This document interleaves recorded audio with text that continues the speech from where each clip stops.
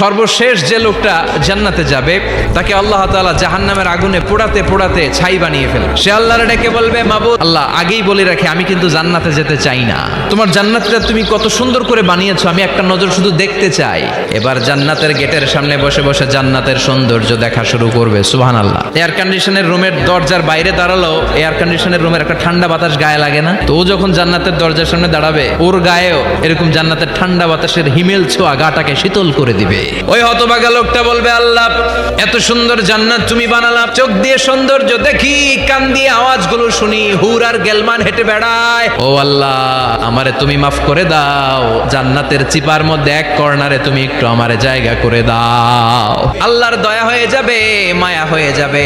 আল্লাহ বলবেন, ঠিক আছে জান্নাতে যা, তোরে আমি জান্নাতে ঢুকাই দিলাম, তবে মনে রাখিস তোর জান্নাতটা হবে সবচেয়ে ছোট জান্নাত, আর তোর জান্নাতটা হবে এই পৃথিবীর 10 গুণ। চিল্লা এখন সুবহানাল্লাহ।